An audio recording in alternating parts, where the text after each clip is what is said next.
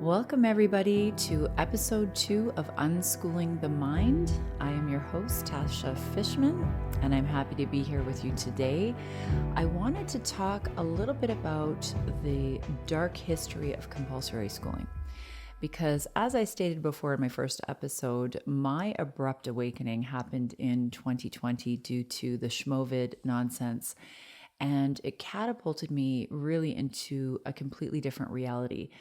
And it sent me down rabbit holes. And I actually want to call them rabbit trails, because the truth is that there's this stigma against rabbit holes. Like people would say, don't go down too many rabbit holes. And you really got to ask yourself, why? Why should we not go down the rabbit holes? Are we never going to come back up? And the people that didn't come back up, maybe that's for good reason. It's just another way to solidify cognitive dissonance, I believe, with everything that's going on around us. So I encourage people, go down those rabbit holes, but I like to call them rabbit trails. It sounds a little bit better. And I believe that we learn so much from that. You take what you need, you take what resonates with you, and you leave the rest. But eventually you do have to come back up from those trails. So with my abrupt awakening, I went down many rabbit trails looking into the history of compulsory schooling, because in order for us to understand what's going on today, and there's a lot going on today in the school system, isn't there?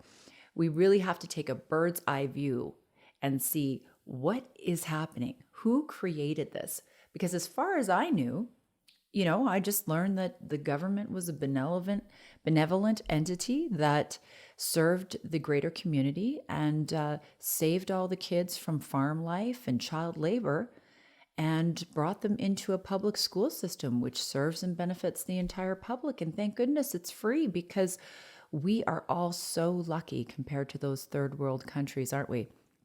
That's basically the narrative that I was told. And it's absolutely not true. And when you start to really research these things, you realize that, wow, there's a lot of knowledge in school that has been hidden from us. And I believe that is on purpose. So my findings were basically that the same people that were running this global scam, these ruling elite class families, are the same people who are responsible for founding our public education system. Isn't that incredible? The same names, the Rockefellers, the Carnegies, the Peabodys, the JP Morgans, basically business and industry and governments colluded together in order to create a subsystem of education to dumb down the population, control the population, control the next generation continually the way that benefited them. And these are the same players that are still at it today. From my research and a lot of the work that I have been through in my years following Jason Christoff, you realize that these ruling elite class families pass down their knowledge and their wealth and the key to the human farm generationally. And you can look at that with the pharmaceutical companies. Who owns the pharmaceutical companies? Who owns the education system? Who funds them? And it's an incredible thing to recognize. But further, if you go look at John Taylor Gatto, he was a teacher for 30 years in New York State, and he actually won the Teacher of the Year award, which is a huge thing to do. And at his acceptance speech, he literally apologized for the harm that he contributed to every child that he taught unknowingly to him, and did not take the award. And he spent the rest of his life warning the public about the harms of public education. He really believed that since the days of Plato, the philosophers and elites dreamed of compulsory school for the masses, because they wanted to modify attitudes, behaviors, and patterns of children to suit their needs. So forget the 3 R's, reading, writing, and arithmetic. That had nothing to do with the foundations of public schooling.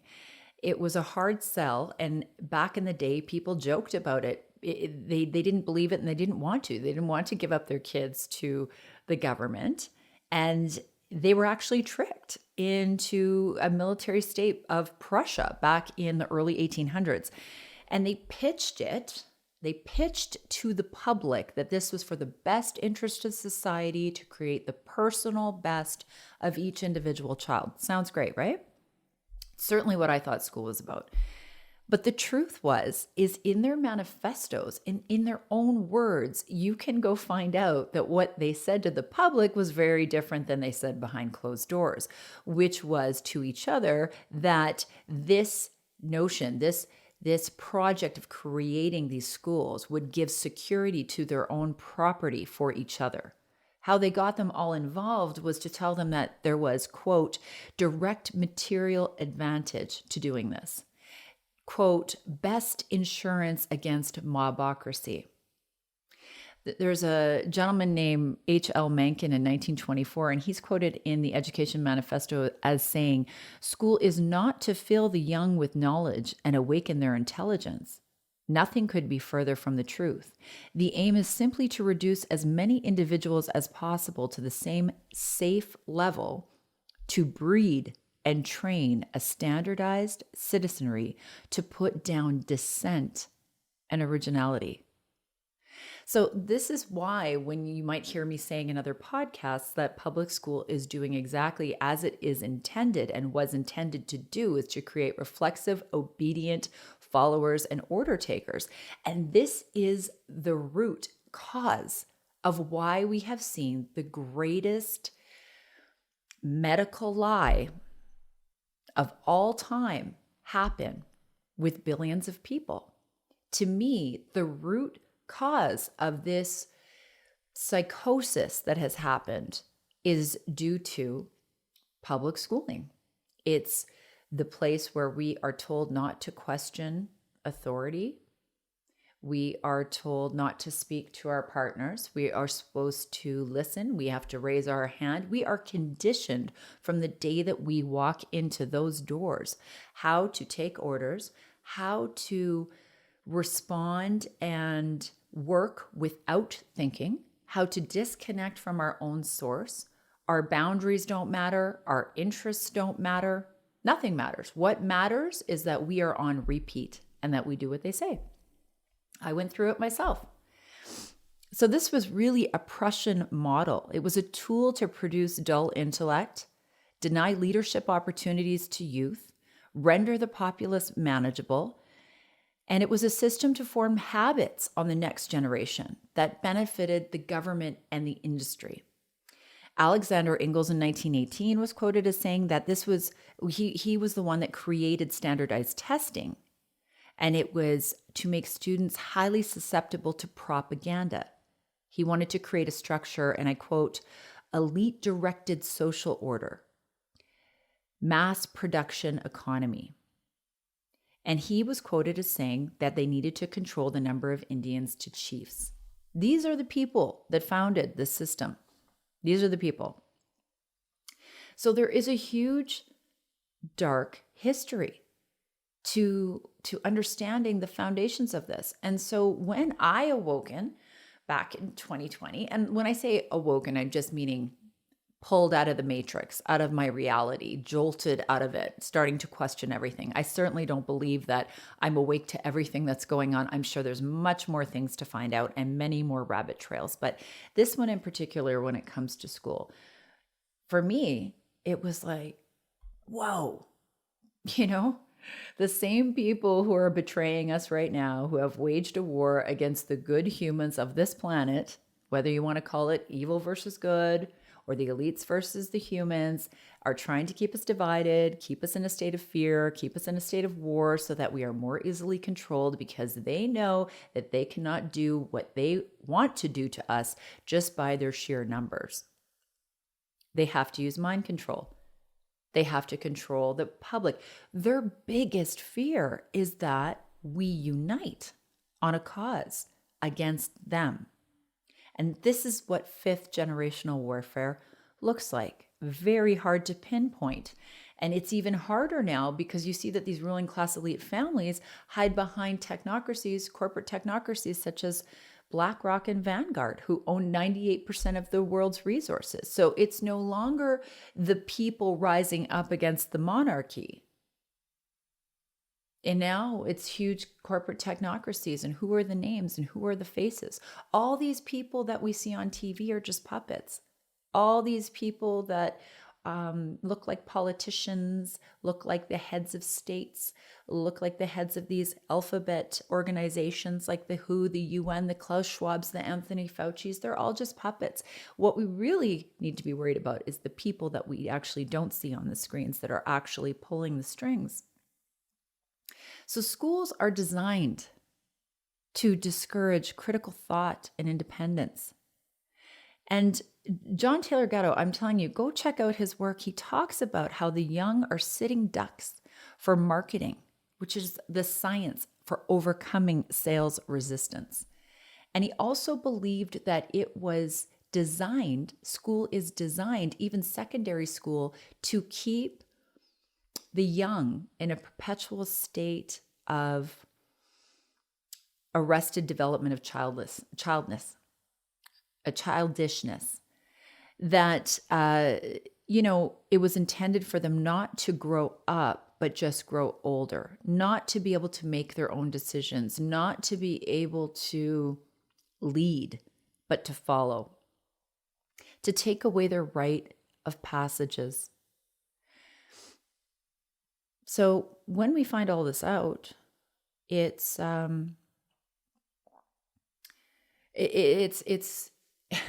it really makes you feel like I've got to pull my kids out of this. The schools are on fire. A lot of people right now are trying to reform the schools. They're getting involved with their boards. They're getting involved with protesting, all wonderful, noble things. But for myself, I recognize that this is a failed experiment, failed for the public, failed for ourselves, each other, the good humans of the planet, the unsuspecting public, but working perfectly to benefit the elite.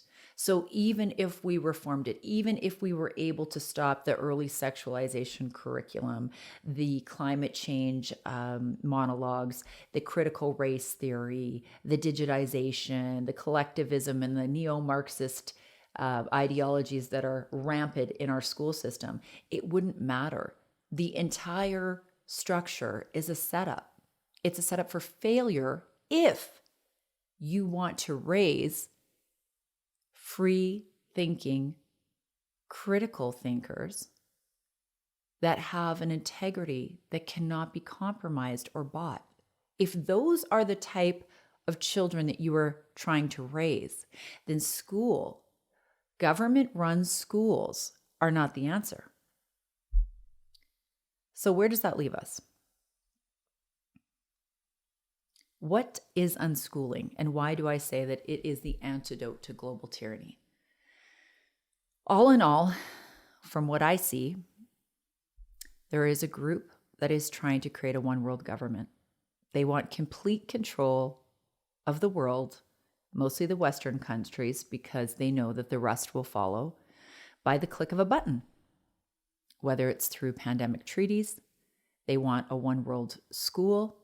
They are talking already, the UN, that homeschooling is a privileged state and that cannot exist if we are going to have equity.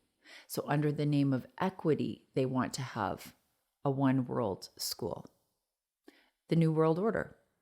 That's what we're moving towards. So whether you believe it or not, the information is all there for you to find. Truth can never be told. It can only be discovered. So I can only point in the direction of the places that I have been for myself to be able to put the dots together. But it's scary when you look at the plans that they have for us. But what's even scarier is the fact that the sheep are taking the bait, that they are literally able to socially engineer the herd in the ways that they want to. And the only way, the common denominator here, is the programming and the mind control that happens at the age of 4 or 5. And now earlier and earlier, because literally the governments all around the world are trying to advocate for free daycare and preschool, $10 a day daycare. Sounds great, right? Everything sounds great. Everything they say sounds great on the surface, but it's just like taking a teaspoon of sugar with a little bit of cyanide in it. It's those details that we don't see. It is the semantics that they use in order to trick us. The devil is in the details, and that is a saying for a reason. I was just reading a book, and it was talking about historically the steps to totalitarianism. And the three of the steps were, number one, changing the culture, changing the language, and changing the borders. And we can see this not just in Canada, but also in the US, also in the UK, also in the European Union. All of the Western democracies, and I say that in quotations, whatever that means anymore, are being attacked in these ways. But a lot of people, especially in the freedom movement, say, I don't co-parent with the government, and I'm not doing this and I'm not doing that with them, but they still have their kids in school. And a lot of people are full of excuses. And I'm not saying the only people that are maybe court ordered or have an ex who doesn't agree, and so they don't have the power to pull their kids out. I understand that nothing is black and white, but for the majority of people, it's just because they don't want to change their life. They don't want to change their lifestyle. They don't want to sacrifice everything. They have a lack of imagination, a lack of collaboration, right? I mean, a lot of people come to me and say, well, I would love to do that, but I just don't have the patience. I'm just not qualified. We'll talk about that in a later show. But a lot of people say, well, I have to work. I have to do this, and I can't do that. And because nothing else is built, a lot of people come to me and say, well, where can I put my kid? This isn't about that. This is about understanding that there is a war being waged against our children right now, an ideological war. So you can either deal with it now, or you can deal with it when they're 12, 13, and 14, and they turn around to you and they call you a bigot or a transphobe or a climate denier, or whatever the narrative is, because these people that rule the human farm aren't that intelligent, and they repeat the same playbook, the same Marxist playbook. You know why? Because it works. And I'm hoping this time that it doesn't, because there's millions of us who are waking up to this. But this is what they do. They turn the youth against their families. We saw it with Schmaxine. They were telling the kids that if their parents didn't want them to get schmaxed, they could go into these re-education things, and that they were old school and there was something wrong with them, and come over here and we'll just, we'll legislate the law so that you can be 12 and make the decision for an experimental, you know what? But you still have to wait till you're 18 to vote, get a gun, have a drink. But in this case, your parents are crazy. Your parents are crazy, right? I talked on a podcast, on the Sean Newman podcast, about the story with Stalin, and how in the war, they used to have in the army this pin of a picture of this young boy, and he was congratulated and put on a pedestal for actually turning in his own parents to the state. And so that's what they made him into an icon, a hero, and they put it on the pins and the lapels of all the other military youth to remind them of who they ought to aspire to be. And it's so easy when you're young. Think about when we were young, right? Think about how passionate we could be, how angry, how easily fooled we could be and manipulated when we were younger. I mean, it's still happening when we're older for most people.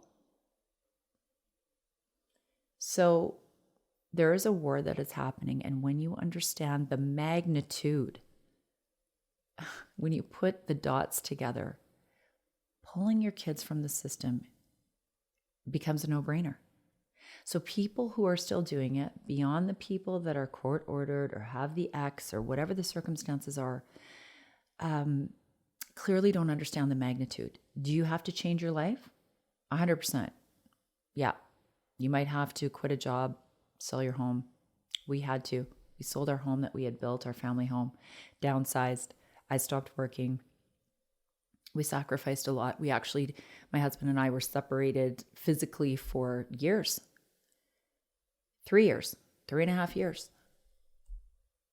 There was a lot that we sacrificed. Friendships, relationships, all of the things, in order to keep them safe, keep them home, at least until we could figure out what's happening. So if you're one of those people that still has your kid in school, but you know there's something wrong, you know something isn't right, but you're terrified to do this, come along on the journey. I was too, but you're not alone. And there's never been a greater time to unschool your kids. And when you realized how duped humanity has been by these same ruling class elite families, when you realize that this cabal curriculum that they have set up is actually, studies show that this is not the way humans learn best, like even down to the bells ringing, like Pavlov's dogs, even down to the way they take subject matter into 5 subjects a day, is actually one of the worst ways that humans can retain information. You know how humans learn? Think about how you learn about something. Think about your passions or your interests. You're reading a book. Let's just talk about cleanses. I followed the medical medium for a while. I loved him. I loved learning about the liver. I dove into all of his work, and I did it for years. And that's all I could talk about, to the point that my husband would say, you know, you got to have another subject, hon. You can't just keep talking about the liver. But I loved it until I didn't, until I moved on to the next thing. Dr. Velko Valenchuk's work, and about the plasma and drinking salt water and detoxing that way. And it's a stepping stone. You know, when we're passionate about something, we have that intrinsic motivation. We're lit up. We just dive in until we've either mastered it or until we move on to something else in a different subject. That is how humans learn the best. Math and language and reading are just tools that humans use to actually acquire and do something else. The thing that they want to do, the thing that they're building, the thing they're trying to communicate. And that's why unschooling is so magical. And I didn't know it at first. This is a process like anything else. But what's magical about it is that coming from the authoritative paradigm, realizing that we are in an abusive relationship with our government and all of the systems which have raised us. The authoritative paradigm is, I know best, I tell you what to do, I tell you what to think, you do what I ask you to do, you repeat it to me so that I can make sure that you know it. We'll use the gold star reward system to keep you jumping through hoops. And you can repeat to me everything that I've regurgitated to you to make sure that you know it. And I will grade you accordingly. And even worse, sometimes if it's not math and it's like English lit, you're going to have the biases of that human who's grading your paper and what they actually think and all they've come from. I mean, I just read to you guys the guy who actually invented standardized testing, what it was actually for. It's like finding out about the PCR test from Carrie Mullins, who mysteriously died like 3 months before the pandemic, about the PCR test being a faulty test and never supposed to be used to track viruses. Why would you ever go get tested after that? Why? So when you realize that standardized testing, the guy who invented it was doing it to dumb down the public and make them more susceptible to propaganda, why would you ever think the SATs is an important thing? Okay, people are going to say, well, how can they go to university? Well, the way universities are going, in my opinion, I hope that they don't, because the higher you go, the worse it gets. As my friend Dr. Roger Hawkinson always says, you have to turn off the spigot to these universities, and unfortunately, they're captured by pharma and government. So do we really want them going down this path? What did we do for millions of years before this? Can we make apprenticeship cool again? We are so divided, all in our own little space, in our own little homes, cooking by ourselves for our families, with our own little garage, going off to the other places. Nobody's working in community anymore, but the freedom movement is trying to do that. The people that have awoken in 2020 are trying to come together and create a parallel society. And Unschooling for me was an awakening of what real freedom feels like. It completely changed my relationship with my kids, how I view the world, and how I advocate for children, because I realized that they are the lowest on the totem pole when it comes to freedom. So here I am out there at the trucker convoy, out there at protests, fighting for our freedoms, realizing that the government is abusing its powers, asserting its agenda, being tyrannical. And I had to start questioning where I was doing that at home. Where was I emulating those same behaviors on my children? Where was I telling them what they have to know and what they have to do and what they have to say and how they have to act, what they have to implement? Well, I was doing it everywhere, in every facet of their life. But true connection happens when we give the person we love freedom. They always say, let the thing go. If it comes back, it was always yours. It even applies to our kids. Everybody wants to be free. It's innate within us. It's our birthright, even our kids. And when you go to school, the first day you walk in, you're told that you need to put up your hand to go to the washroom. You're told that your boundaries don't matter because your interests don't matter. Let's say they're doing a project and they don't want to do it. Well, they got to do it anyway. Let's say they're doing a project and they don't want to stop. They want to keep going. They want to dive further. Well, you don't get to. So after generations and generations and generations of this, what kind of populace does that leave? Scared, weak, sick, dependent on what? The state. That's where we are. So if that doesn't scare you, the history of compulsory schooling, what should scare you today is what's going on right now. So you set up a system of compliance with authority figures at the head who have only been in the system themselves. They were raised in the system. They went to school to be in the system to teach how to teach the next set of subset generation the same stuff. Those are teachers. Not knocking teachers. I know there's a lot of good ones. I know there's a lot of awake ones. Most of the really great ones have left. They couldn't get through the last 3.5 years, and I don't blame them. They are supposed to be lighthouses and beacons of knowledge and truth. And you tell me how many of them stood for what was right for knowledge and truth in the past 3.5 years, and even today. Let's think about that. Or is there something called paycheck mind control, as Jason Christoff talks about? Because that's a real thing. And that is what is holding us all in shackles. So what's going on today?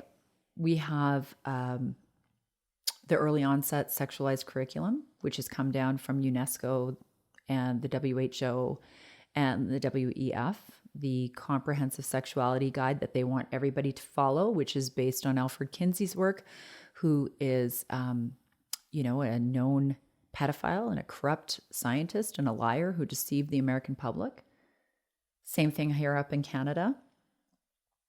These are funded programs by foreign dollars, such as George Soros, the Open Society, the Prichters, Jennifer Prichter, who is a trans woman, man, whatever you want to call it. These technocrat billionaires investing in these groups, these NGOs, these school programs to move us into accepting a genderless society. But why would they want to do that? Well, if you start to read some of these organizations and what they support transhumanism, which is accepting the merging of human and man, of human and machine, And that's a big stretch. We can go into that another day. But you also have the climate change hysteria. That's another huge agenda. There is no climate change. I'm sorry. There's geoengineering. Research it. I'm going to have a guy on the show eventually. He is a scientist, will blow this theory out of the water.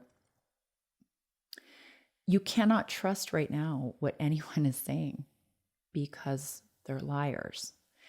I will not believe a thing they say until somebody has an open discussion about the chemtrails that I see in the sky every day. They spray us like we're bugs because they think we're bugs. There are Freedom of Information Acts that have been released that show that these governments are not allowed to spray on their own countries. So they have contracts with one another to spray on each other's countries. We have critical race theory.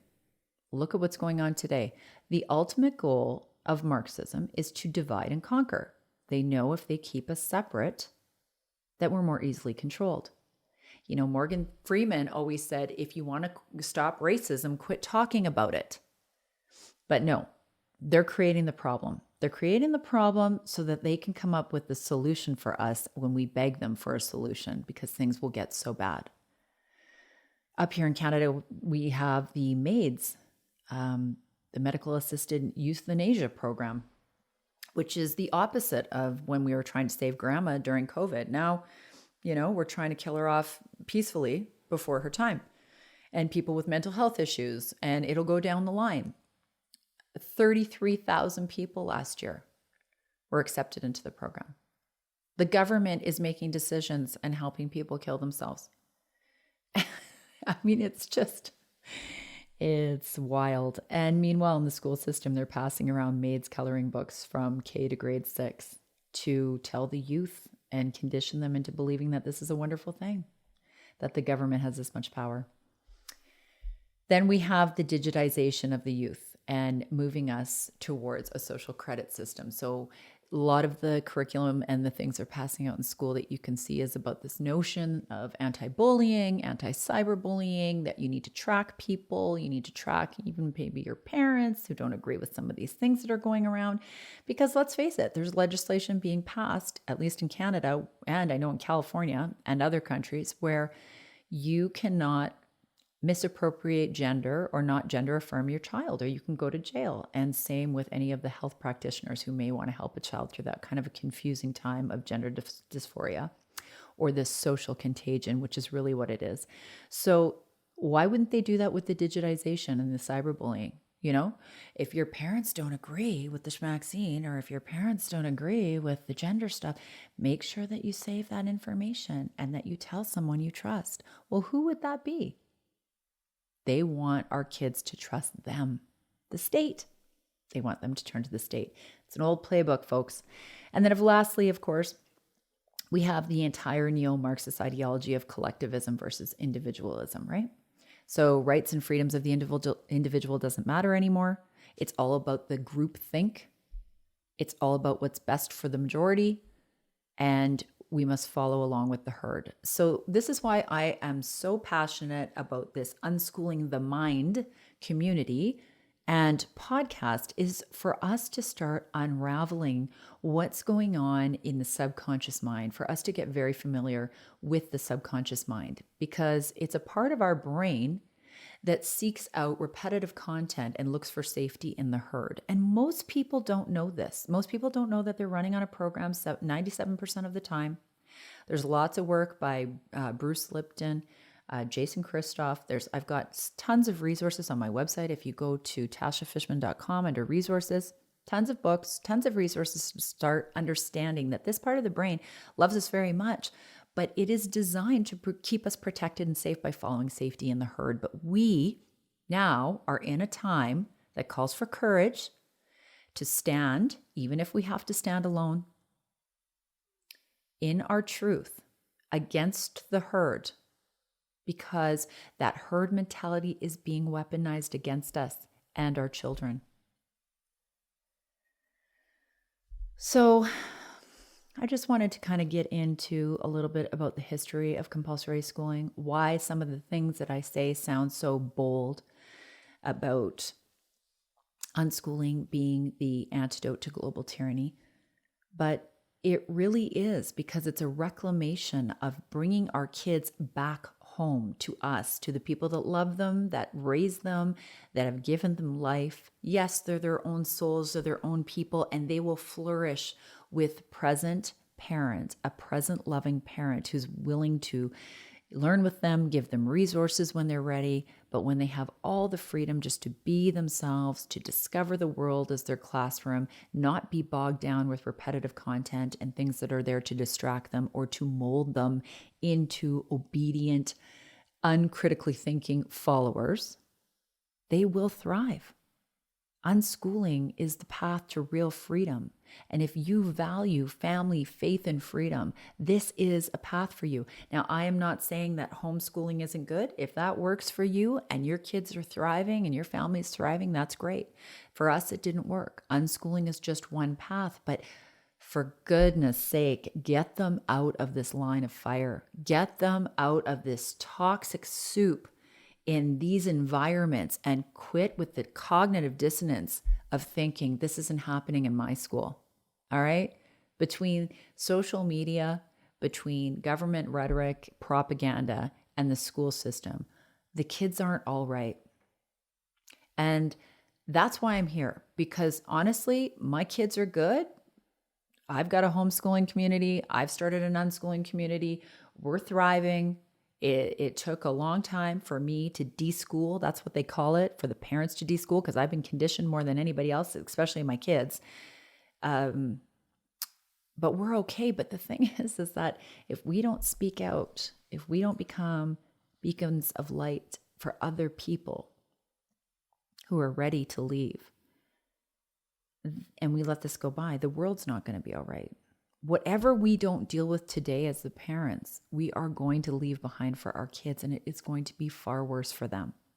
We are the last standing hope between this evil that has these plans for our children and our children.